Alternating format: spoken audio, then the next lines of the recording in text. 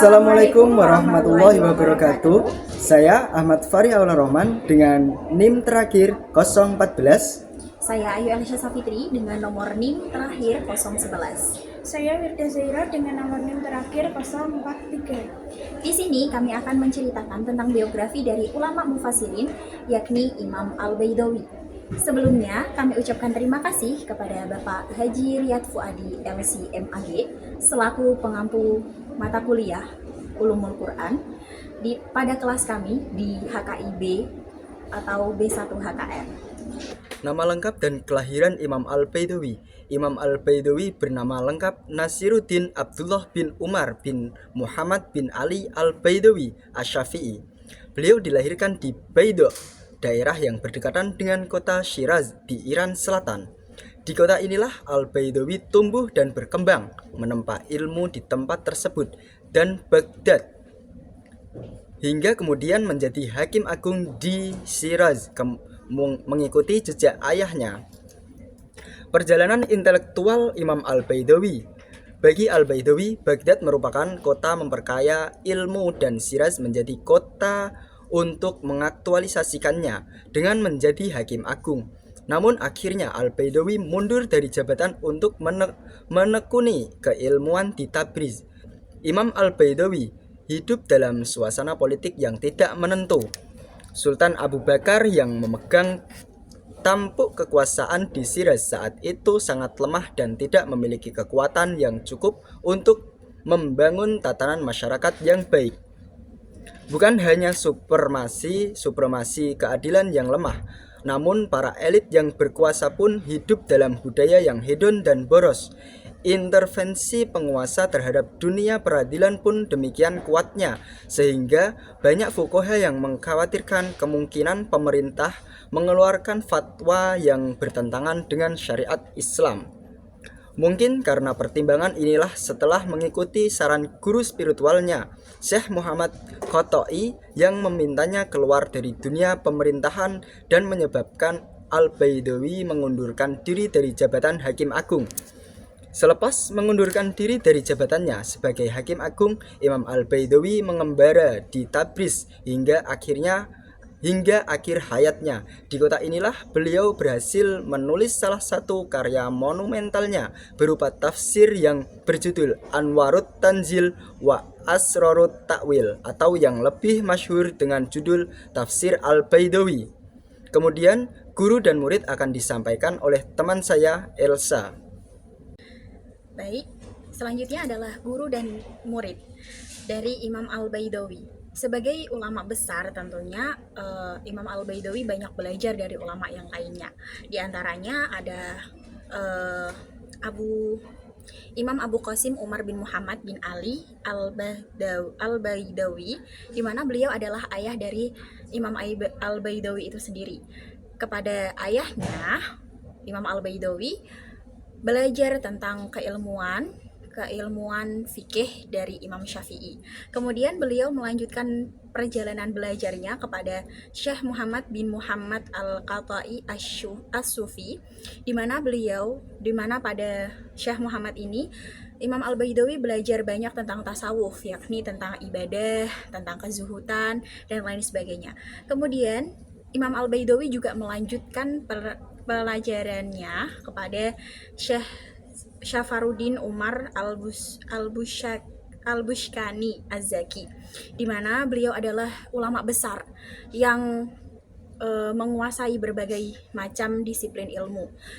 Dari beliau, Imam Al-Baidawi banyak belajar tentang keilmuan, sehingga Imam Al-Baidawi merupakan salah satu murid kesayangan dari Syekh Safaruddin Umar Al-Bushkani Az-Zaki. Sebagai ulama besar tentunya Imam Al-Baidawi memiliki banyak murid. Di antaranya ada Syekh Fakhruddin Abul Makarim Ahmad bin Hasan Al-Jarbadi, di mana beliau adalah ulama yang mengarang kitab Tasrif Ibnu Hajib juga sebagai ulama yang mengarang kitab yang mensyarahi kitab Al-Kasyaf yang karya Imam Az-Zamkasyari.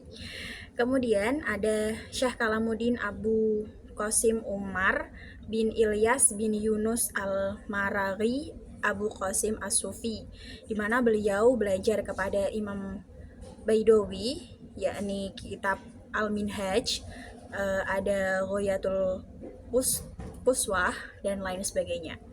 Kemudian ada Syekh Jamaluddin Muhammad bin Abi Bakar bin Muhammad Al-Muqri, ada Syekh Ruhuddin bin Syekh Jalaluddin At-Thayyar dan lain sebagainya.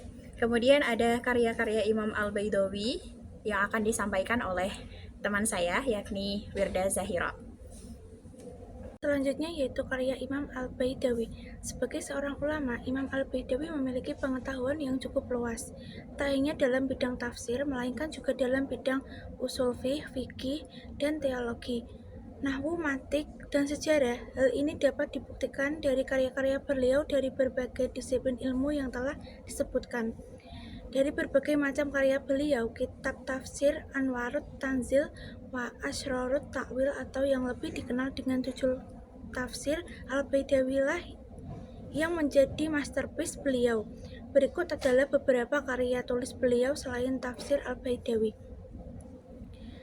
Yang pertama, Minhajul Usul ila Ilmi Usul, Al-Misbah Usuluddin, Syarhu Muhtasar Ibnu Hajib Usul Fiqh, Syarhu Mutahab Usul Fiqh, Syarhul Mata'li Ilmu Matik, Al-Iddah Usuluddin, Syarhu Kafiyah Nahwu, Lubbul Lubab fi Ilmi Irab Nahwu, Nizamut Tawarik Sejarah, Risalah fi Maudu'atil Ulul wa Ta'arifa masih berupa manukrip, Syarhul Masahibus Sunnah Hadis, Syarhu Masul, Syarhut Tanbih 4 jilid, dan yang terakhir Tahzibul Akhlaq Tasawuf.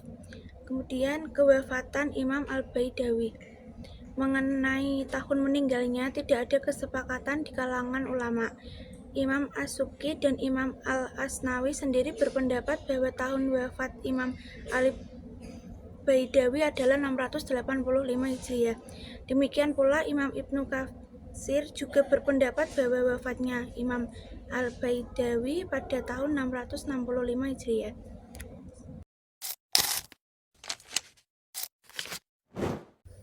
Menurut Az-Zahabi dalam kitab Tafsir wal Mufassirun, ada beberapa hal penting yang menjadi ciri khas dari kitab Anwar At-Tanzil wa Asrar At-Ta'wil, di mana kitab tersebut adalah karya dari Imam Al-Baidawi. Yang pertama adalah dalam beberapa ayat fikih, Imam Al-Baidawi cenderung menjelaskan tidak secara panjang lebar, cenderung lebih memilih untuk menguatkan mazhab fikih yang ia pegang. Kemudian dalam ayat-ayat yang menjelaskan tentang akidah, Al-Baidawi menyebutkan beberapa pandangan aliran teologi.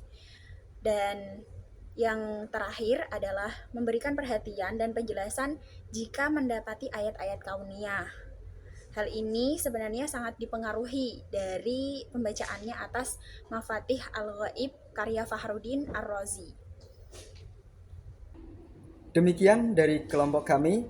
Wassalamualaikum warahmatullahi wabarakatuh.